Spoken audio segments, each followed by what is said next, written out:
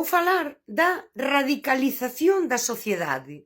E vou falar no que eu vexo en Galicia neste caso. Pero é algo que está pasando a nivel mundial.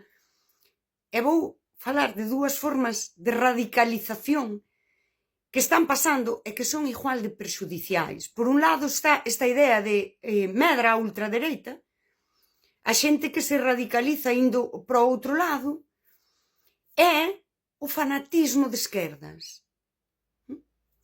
Dúas formas de radicalización son: marcho daqui e busco a miña identidade política, porque vou falar de identidade política noutro sitio, noutra estrutura. E unha forma de radicalización é: voume facer moito máis fanática desta estrutura porque eu non podo mudar.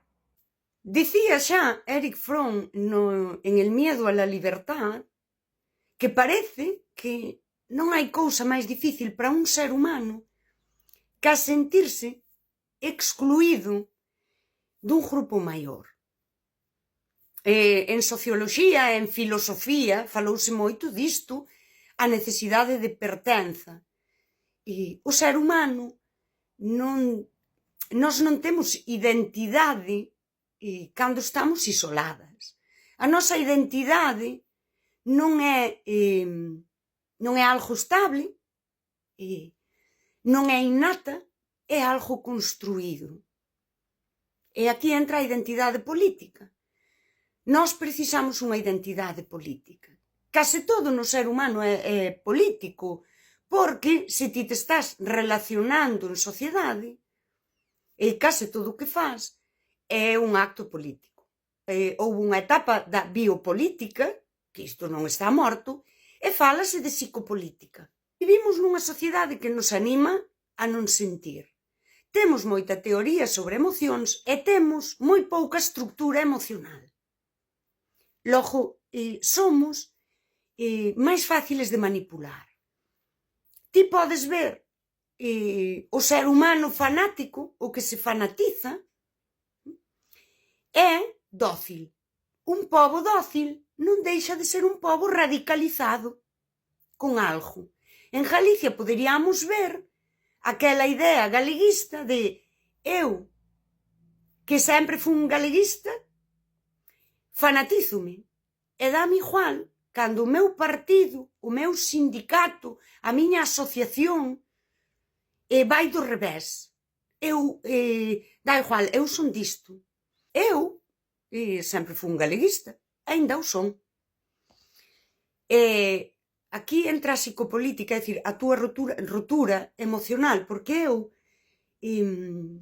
hai un momento, e falo desde o persoal, que paso por un momento que é moi duro, que é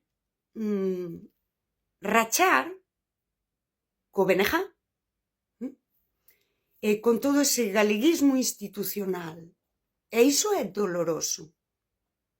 É doloroso, porque ti tes que soster a túa soberanía, poñela por riba do partido, que se di pronto. E aquí é onde moita xente marcha e busca o alivio emocional inmediato agarrándose a outra cousa. No feminismo, por exemplo, tamén hai un momento onde o feminismo empeza a funcionar desde a consigna, no que moitas mulleres como a min, ao fallarlles ese nacionalismo galego, para rachar con el, di, pero eu ainda son feminista, non? Eu, a miña identidade política ainda conta con isto. E isto tamén se radicaliza. Móvese en consignas, no superficial, para atopar alivio inmediato. Que isto, se o comparamos co vínculo, é como pero collo outro maromo, ves? Ves, eu ainda teño identidade, ainda, algo así. Eu quería falar dun político e filósofo brasileiro que é Roberto Mangabeira, que ademais é un político que sempre tivo moito interés por España. Mangabeira falou de algo que é saindo do tema de España, non? Que lle interesa moito. que é unha liberdade profunda. O que nos diría Mangabeira é que o ser humano ten esa identidade social e política, esas estructuras sociais, políticas, económicas, non son humanas, teñen que ver co contexto. E o ser humano, diríanos el, pode e debe reconstruir, reinventar a súa identidade política e social. Ao que quero ir é que cando a ti che fallan as estructuras, e isto tamén Fron falaría da Alemanha prenazi, cando a xente lle falla todo, fallalle a Igrexa, fallalle os partidos políticos, radicalízase. Daquela, cando a min, no persoal, me fallan as estructuras, eu teño que reinventarme como a ser político. E teño que ser soberana. Soberana como a individuo social. Por riba do partido, por riba das institucións. Co meu pensamento. E isto é o que nos diría Mangabeira. Que temos que reinventarnos como a seres políticos. Iso é desde a soberanía individual. E dentro do contexto psicopolítica, para eu reinventarme necesito soberanía emocional. Cando a min me din porque ti, se agora falas contra o BNG, beneficias ao PP, e medra a ultradereita, sí.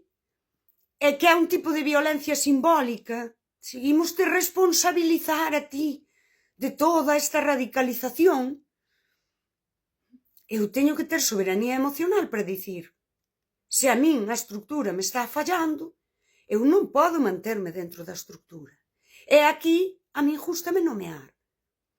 Facerme máis fanática ou fanatismo dentro dunha estructura social é unha forma de radicalización. O pobo dócil é un pobo que está radicalizado. Aínda que sexa desde o silencio, desde a obediencia,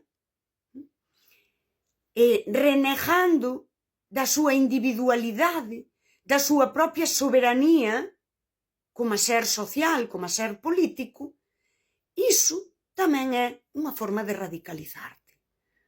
Eu sempre fun do BNG, eu sempre fun nacionalista, eu son galeguista, e agárrome ás estructuras, fajan estas o que fajan. E aí se os individuos se fanatizan e se agarran á estructura, non fan algo que sería moi marxista, que é liderar desde a base. O partido, vou sinalar que vas mal. Isto que estás facendo bate con ideas moi esenciais, que son os valores compartidos que debemos ter todas as persoas galeguistas. Aquí ti tes que reconstruir a túa identidade libre de depender desa estructura. E isto é moi difícil. E isto sí que é algo que emocionalmente a min costoume a saúde mental. Costoume unha depresión. Porque isto é moi duro, porque aquí sí que tes que enfrontar, e isto é moi humano. É moi humano. Ese medo á morte. A morte no sentido de o medo a non pertencer. A que a túa tribo te deixe fora.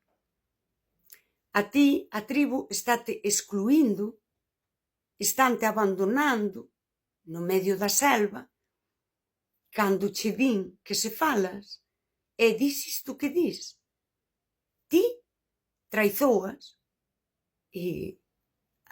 a esa estructura a que ti pertencías, e ti és a que fai que o mundo vai a mal. Eu creo que se entende. Porque a psicopolítica hai que entendela desde a manipulación, psicolóxica, emocional, logo, que a política fai de ti. Cando falamos de galeguismo, non hai soberanía colectiva cando cada individuo que se di galeguista non ten soberanía individual. E falar na superficie de pensamento crítico é moi bonito. Mas o pensamento crítico, eu isto aquí podo dicilo como nai, non? Cando ti, por exemplo, queres educar para que haxa pensamento crítico, unha das cousas nas que tens que educar é en que cuestionen o que ti dis. Eu no persoal vivino dunha forma dura porque persoas que eran importantes para min que podíamos dicir que ti socializas e relacionaste con persoas onde os valores eses na base son os mesmos. Por unha parte, os humanos, somos honestas, e coidámonos, e respectámonos, e aceptamos que non somos perfectas, e tamén eses valores sociais. Pois somos galeguistas, en maior ou menor medida nós amamos a nosa terra, nós respetamos a nosa lingua, nós vivimos, non? Nese marco cultural e tradicional, por exemplo, había persoas que para min eran importantes que desapareceron da miña vida ou podemos ser amigos, pero, sabes, case na clandestinidade porque ti, patiño, estás dicindo as cousas que non se poden dicir. Daquela, esa persoa sinte que pesa máis esa pertenza estructural que esa pertenza ao mellor persoal e desaparecen da túa vida, fanche a exclusión social e política e nace nos teus vínculos máis cercanos e naquelas pequenos movementos aos que ti pertences. Son esas persoas as que fan o traballo estrutural de excluir a quen está dicindo que non se pode dicir. Porque, cando ti nomeas, sinten que cuestionas tamén a súa identidade e desaparecen. E en ti hai unha doble dor, que é a dor emocional do vínculo que é afectivo de verdade, pero despois tamén está esa dor ao teu ser político, que ao excluir estas poucas persoas, non? Cando te excluen ou renegan de ti, xa te deixan órfa daquela estructura política que era institucional. E isto é moi doloroso. Isto é psicopolítica pura e dura. Se ti non estás afeita a sentir e a lidiar cas túas emocións, e és un ser así máis líquido, máis adaptado a esta sociedade, pois readaptaríaste, non? Non vas enfrontar esta dor. Se ti te priorizas e dis, no, primeiro é a miña soberanía individual e o meu pensamento, ti tes que atravesar, aquí poderíamos tirar tamén de tradición, dicir, unha noite escura da alma, na que te ves soa, sen estrutura política, e onde farías o que di Hannah Arendt, isolarte para parar e pensar, e non radicalizarte adaptándote desde o fanatismo a unha estrutura institucional ou agarrándote a outra calquera. Que isto é o que pasa realmente. Hai persoas, e claro, vémolo máis na xente nova, que aínda non ten identidade política, non lles pasa o que a min. O que a min me pasa é a min fallame a estructura, pero sí que hai xa unha identidade política. A xente nova non ten conformada unha identidade política. E cando chegan a esa idade na que a teñen que conformar, pois si aquilo que máis ou menos, non, eu iba vendo que era o bo, non me convence, collo outra cousa. Por iso vemos tanta rapazada que abraza a ultradereita Non podemos dicir é que son parvos, é que non teñen identidade política. Están a conformando nun contexto onde hai unha esquerda fanatizada. En Galicia hai un galeguismo moi inxel, sen base sólida, sen estructura, que está moi contaminado de cousas de fora. Os rapaces de agora teñen que crear a súa identidade política nun contexto que é moi trapalleiro. Eu sempre animo a todas as persoas a ser libres. Gústame moito esa idea do brasileiro, non? Liberdade profunda. E a liberdade profunda pasa porque ti sexas soberana. Eu cando falo de galeguismo, quero dicirlle ao galeguismo institucional, eu tamén quería estar aí. Mais deuse unha exclusión simbólica. A min houve persoas que van nas listas do BNG que me insultaron en redes, non? Que me expuxeron públicamente. Esta señora non lle hai que falar, non hai que... E eu dixe, pois eu son soberana. Pois non me faledes se non queredes. Mas non me ides negar o meu amor á miña terra, á miña cultura e á tradición. E non me ides negar que eu comprendín a Castelao, e se a tradición é a eternidade, eu vivo na eternidade. E cruzocho con Gadamer e dixo, ves, o horizonte, onde eu xa estou inmersa. E iso é reconstruir, reinventar a túa identidade política a nivel individual. E logo xa, se me responden as institucións, irei indo, e se non, pois non irei.